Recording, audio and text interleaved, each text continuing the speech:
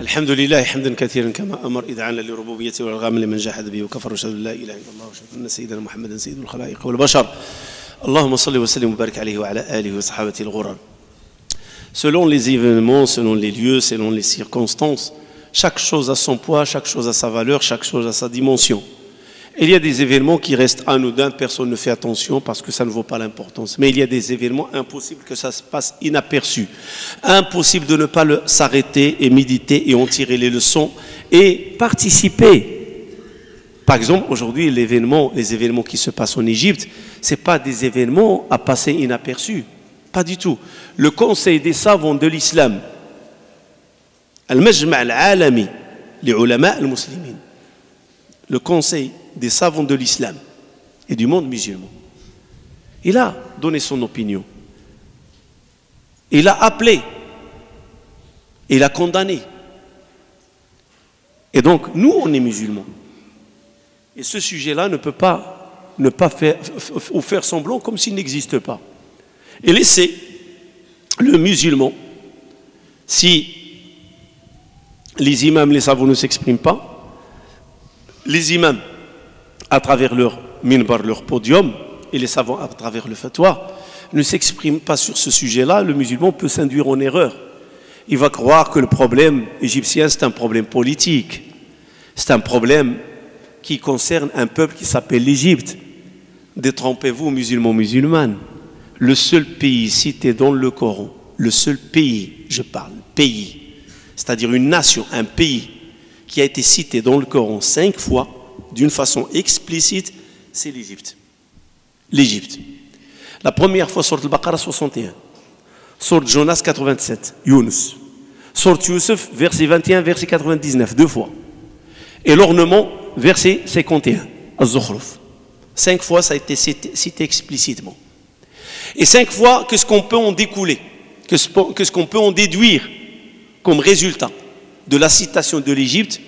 On en déduit le triomphe, on en déduit la gloire, on en déduit la justice, on en déduit que cette terre n'est pas une terre comme les autres. Je ne vais pas mettre l'Égypte à la place de Mecca, hasha ma'adallah, ce n'est pas mon intention, ni ma voix. Mais par rapport à l'Égypte, par rapport aux autres pays, il a une importance. Parce qu'aujourd'hui, avec le nationalisme, chaque pays a un drapeau, il y en a qui commencent à devenir indifférents. Ce qui se passe en Égypte, ça ne me concerne pas. Ce qui se passe dans tel pays, ça ne me concerne pas. Et pourtant, le monde entier se sont concernés par les événements de l'Égypte, sauf les musulmans sont en train de dormir, ils ne sont pas concernés par l'événement. Je dis certains musulmans, bien sûr. Ils disent ça ne nous concerne pas, c'est une affaire égyptienne. C'est faux. Le monde entier est en train de s'exprimer sur le sujet de l'Égypte. À votre avis, pourquoi l'Égypte a cette importance? Ça suffit comme importance, comme Allah subhanahu wa ta'ala l'a cité dans sa parole. Ça lui suffit comme importance. Allah l'a cité dans le Coran 5 fois. Alors c'est quoi son importance? Son importance, c'est le cœur de la Ummah. C'est le moteur de la Ummah. La stabilité de l'Égypte, c'est la stabilité de la Ummah. Déstabiliser l'Égypte, c'est déstabiliser la Ummah. Vous n'avez pas vu que le mouvement Tamarrud, la rébellion Tamarrud, qui a été créé en Égypte et qui a conduit au coup d'État du 30 juin, plutôt du 3 juillet, mais qui a commencé le 30 juin et qui a été travaillé sur le temps, bien sûr. Dès qu'il a réussi son coup en Égypte, un autre mouvement rébellion a vu le jour en Tunisie. Et un autre, il a vu le jour au Maroc. C'est-à-dire imiter ce qui se passe en Égypte ne peut pas passer inaperçu. Ils ont réussi en Égypte à faire un coup d'État sur Morsi. Pourquoi on ne réussira pas en Tunisie à faire le coup d'État sur Nahda? Et pourquoi on ne réussira pas au Maroc de faire le coup d'État sur le PJD? Le PJD. C'est quoi? C'est comme ça. Le monde maintenant, il est connecté. Il suffit de lancer un modèle et que ce modèle réussisse, que plein de modèles vont se lancer ailleurs pour dire nous aussi on peut réussir. Et donc il y a un objectif. Et je ne veux pas en faire une analyse politique, non. Je veux seulement soulever le côté religieux et l'importance de l'Égypte dans l'histoire de l'islam et le futur de l'islam.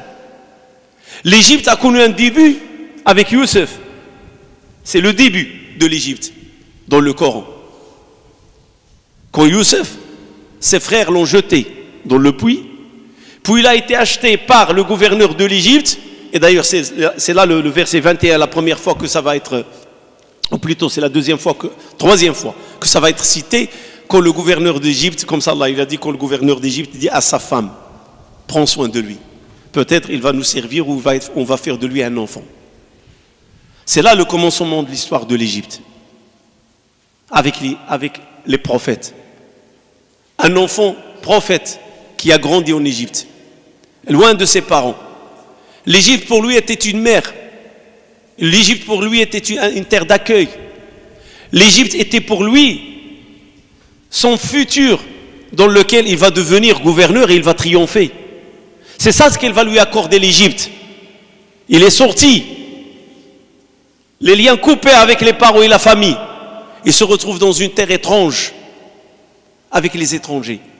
Mais Allah subhanahu wa ta'ala, de cette terre étrange et étrangère, va faire une terre qui va devenir une terre d'accueil des enfants de Jacob, ce qu'on appelle les enfants d'Israël. Il va s'installer, il va connaître les aventures, il va connaître des tentations. On a voulu faire de Youssef ce qu'on a voulu faire. Il a préféré la prison d'Égypte. Et de la prison d'Égypte, il est sorti triomphant. Il est devenu le trésorier principal de l'Égypte. Et l'Égypte à l'époque, elle représente comme ce qui en est des États-Unis aujourd'hui, le cœur de la terre. Et c'est pour ça qu'il a dit au roi, fais de moi quelqu'un de trésorier sur terre. Et la terre ici, c'est pas la terre entière, mais l'Égypte, elle était le cœur de la terre à l'époque. C'était la civilisation dominante à l'époque. Et il est devenu gouverneur. Et il a accueilli son père et sa mère et ses frères. Et il leur a dit rentrez, Inch'Allah, avec sécurité en Égypte. Et de là, la première émigration, la première installation et le rassemblement de la famille de Jacob en Égypte. Ils se sont rassemblés, ils se sont réunis. L'Égypte était pour eux, tellement qu'elle était une terre étrangère de nostalgie pour Youssef, à un certain moment, elle est devenue la terre d'accueil et la terre qui a rassemblé le tout.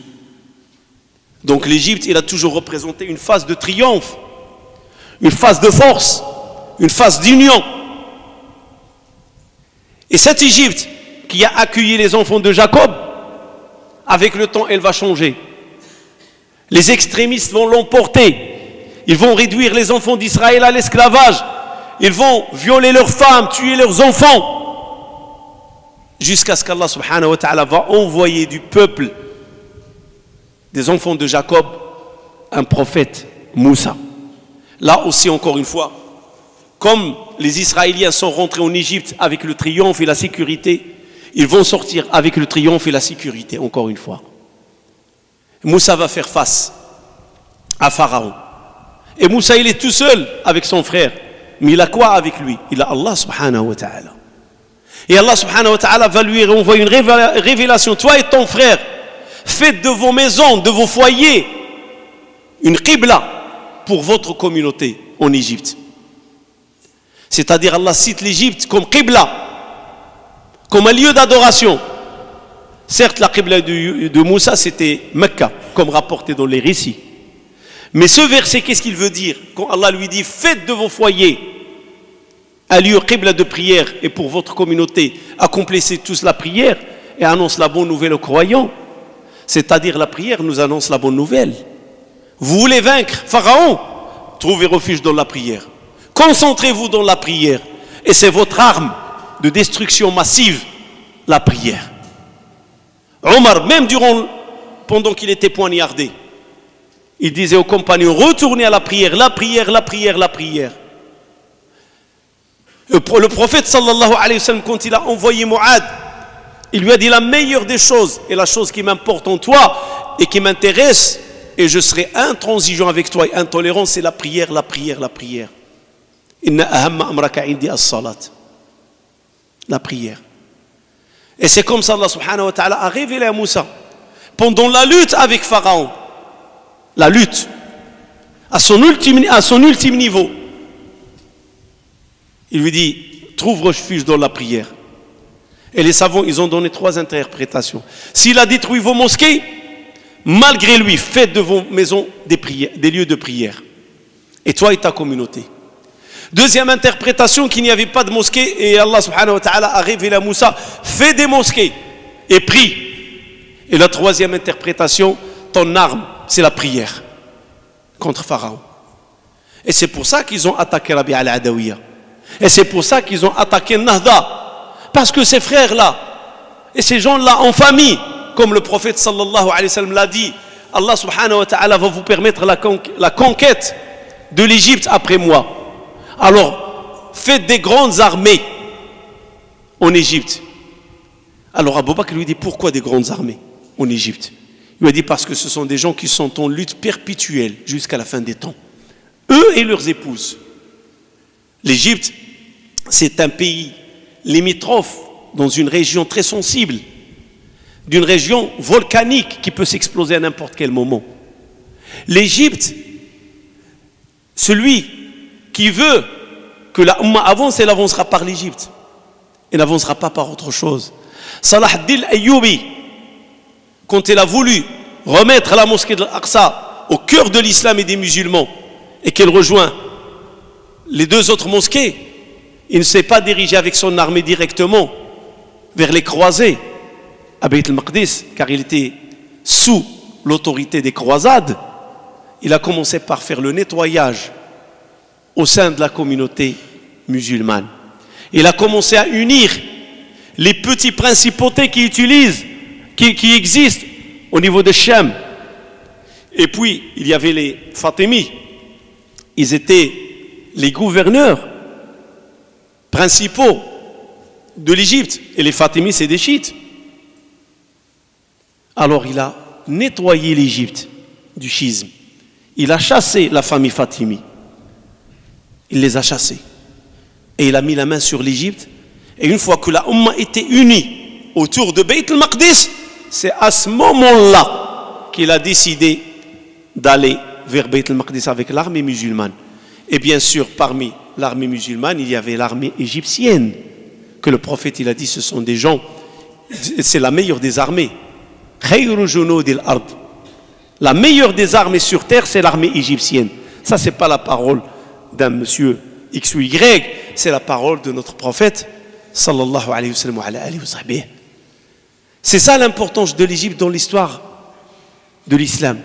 D'ailleurs, l'Égypte, Pharaon, quand Allah subhanahu wa ta'ala va décider sa fin, il a dit, en s'adressant à sa communauté, vous ne voyez pas que j'ai la royauté de l'Égypte et ces fleuves qui coulent à mes pieds.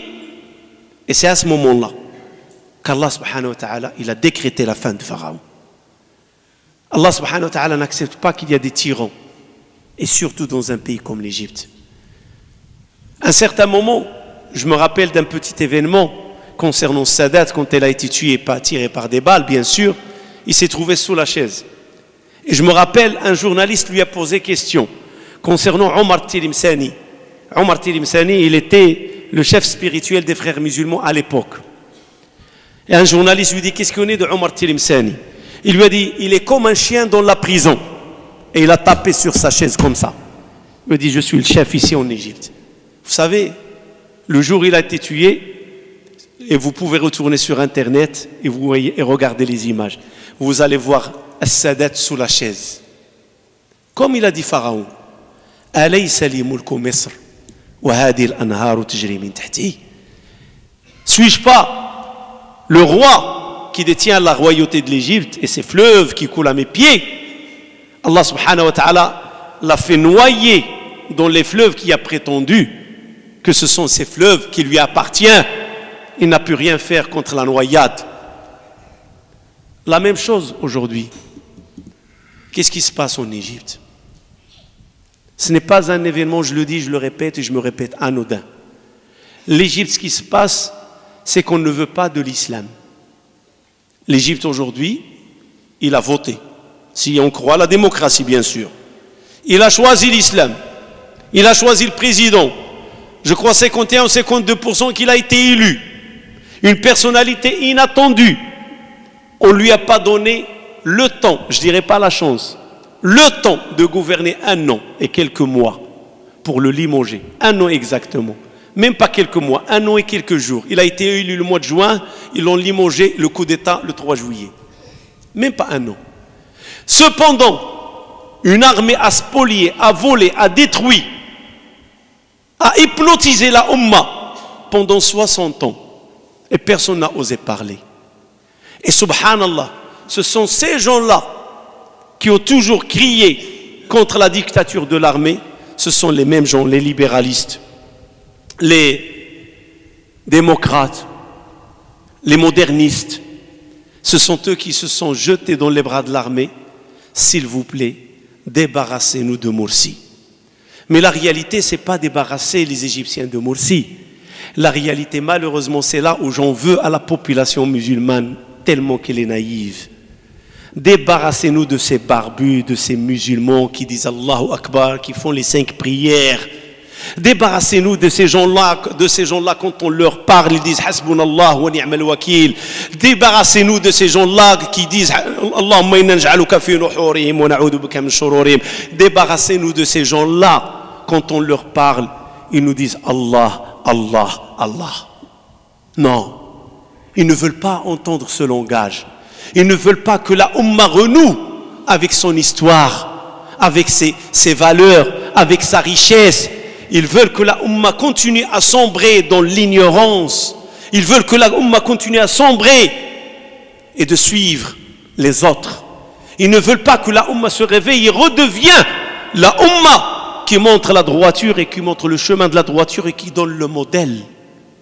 Et oui, la rébellion, le coup d'État contre Morsi, ce n'est pas un coup d'État contre les frères musulmans. Ceux qui ont cru que c'est les frères musulmans qui sont visés, ils se trompent totalement. Ceux qui sont visés, Erdogan, ce n'est pas un frère musulman, c'est un Turc d'un autre groupe. Et pourtant, lui aussi, il a été visé. Ce qui se passe en Tunisie, ce n'est pas des frères musulmans totalement. Partiellement, oui. La même tendance, la même pensée. Mais eux aussi sont visés. Au Maroc, la même chose. Et peu importe où, celui qui est visé, ou celle qui est visée, c'est la religion musulmane. Eh oui, ces frères-là, quand ils ont pris de ces lieux, comme Nahda et Rabi' al-Adawiya, des lieux de prière, des lieux d'invocation, des lieux d'implorer le secours d'Allah, des lieux d'implorer la miséricorde d'Allah, des lieux d'implorer justice, et de remettre les choses à leur place avant le 3 juillet, c'est-à-dire revenir à la légitimité et remettre le président qu'on a fait le coup d'État contre lui à sa place. Ces gens-là ne demandent que justice. Et la justice a été oppressée. Et leur voix a été étouffée. Mais on ne peut pas étouffer Allahu Akbar. On ne peut pas étouffer le mot d'Allah quand quelqu'un dit Allah, quand quelqu'un dit Hasbi Allah wa ni'mal wakil. Aujourd'hui, Allah subhanahu wa ta'ala, s'il y a une leçon à tirer de l'Égypte, je suis convaincu que le triomphe aura lieu. C'est une question de temps. Ça tarde, oui, parce que la Ummah s'est endormie pendant 60 ans. Et le réveil va être un petit peu long, avec une certaine brutalité. Et ce sont des rondes. Les révolutions, ils ont toujours connu des rondes.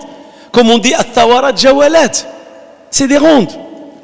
Il y a le 25 janvier, les frères musulmans sont arrivés au pouvoir, plutôt l'islam. Une façon de voir l'islam est arrivé au pouvoir.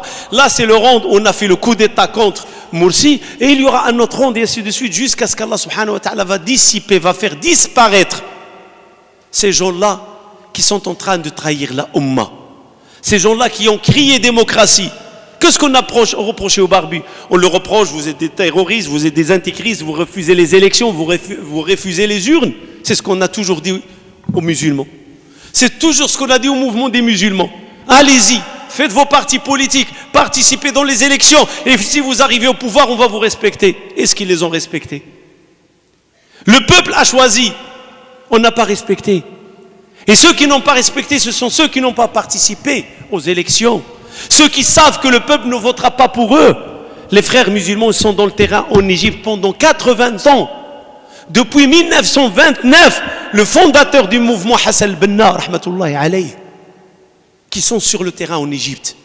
C'est tout à fait normal que le peuple les choisit. Mais en même temps, on a manipulé le peuple. Et voilà le bain de sang qui a coulé. Qui est responsable de ce bain de sang? La Ummah. Parce que la Ummah jusqu'à présent, il n'est pas mature. La Ummah jusqu'à présent, il ne sait pas qu'est-ce qui est en train de se tisser pour elle. Tout le monde sait qu'est-ce qu'il veut.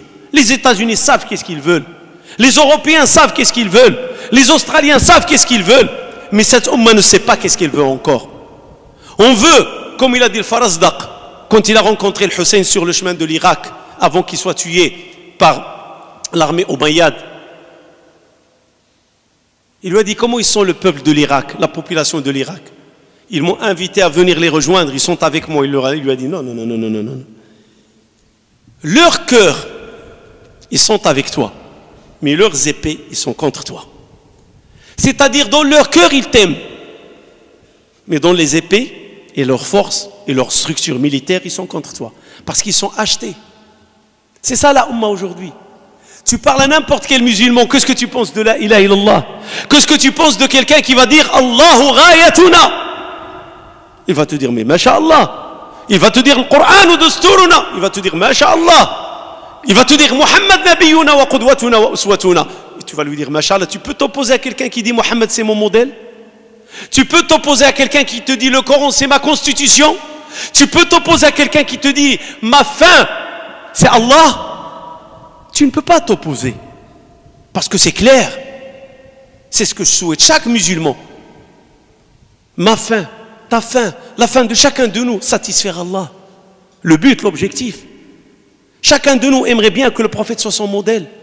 Chacun de nous aimerait bien le voir, le Coran, ses recommandations, ses enseignements régner dans la Ummah. Personne. Au niveau des cœurs, les gens sont convaincus du choix. Ça ne se discute pas.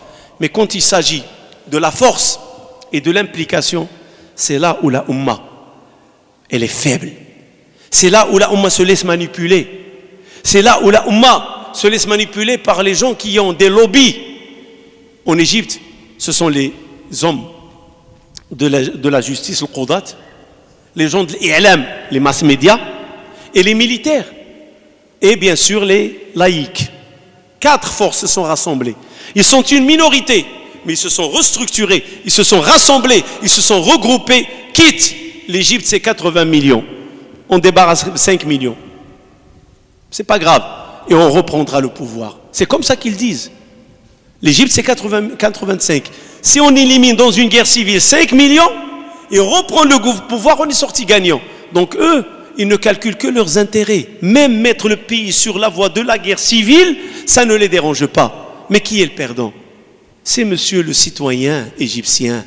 C'est le monsieur le musulman du Maroc, de l'Algérie, de la Tunisie, de la Libye. L'Égypte a toujours été l'élément, la pierre maîtresse dans cette Ummah. La pierre maîtresse. Pour finir, je vous raconte un événement. Morsi, quand il est devenu président, il a bougé. On lui a fermé tous les robinets pour ressourcer l'économie et pour faire bouger l'économie égyptienne. Tous les robinets, ils étaient fermés. Ils veulent l'étouffer de telle sorte à jeter les clés sous la porte et démissionner. Je ne peux pas gouverner, il n'y a rien. Et bien sûr faire la rébellion contre lui et le jeter et dire t'as pas réussi. Ils l'ont diminué de tous les moyens. Alors il est parti voir l'Iran, il est parti voir l'Allemagne, il a fait une tournée à travers certains pays dans l'espoir de pouvoir convaincre et trouver des solutions. L'Iran lui a répondu en envoyant un grand comité dont la tête est le ministre de l'Extérieur. Ils sont venus chez lui, ils lui ont fait 3 propositions, 3 conditions. Et le problème de l'Égypte est réglé. 3 conditions. Ils ont dit, tu signes, à partir de demain, aucun problème en Égypte. C'est quoi ces 3 conditions? Première des conditions, tu nous restitues tous les mosquées Fatimi, chiites, qui étaient là avant l'arrivée de Salah ad-Din Ayyoubi. Il y en a 2000, construites par les Fatimi. On veut les reprendre sous notre contrôle, sous notre tutelle chiite. C'est-à-dire les imams et ceux qui vont venir, ils vont venir de l'Iran, ils vont être des chiites. C'est-à-dire répandre le schisme en Égypte. Ça, c'est la première des conditions.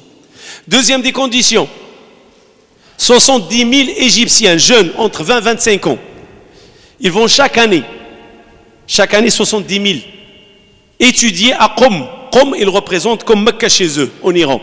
C'est là où je crois que c'est enterré le Khomeini, le leader spirituel de la révolution iranienne. 70 000, ils viennent chaque année étudier chez nous le schisme, obtenir des diplômes, loger, nourrir, blanchir, boursier. Troisième condition, avoir un magazine hebdomadaire, c'est-à-dire un magazine qui parle du schisme, de la révolution chiite, une fois par semaine. Contrepartie, 20 milliards de dollars que tu recevras. Des techniciens, des ingénieurs qui font mettre en marche toutes les usines arrêtées.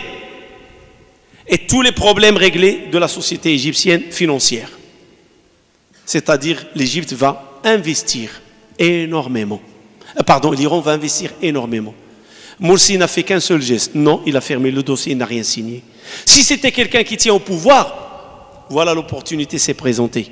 Si c'était quelqu'un qui tient vraiment au pouvoir, il y en a des opportunités parmi les Saoudiens, les Émirats, qui lui ont proposé des choses, mais signé des conditions et des ententes avec eux.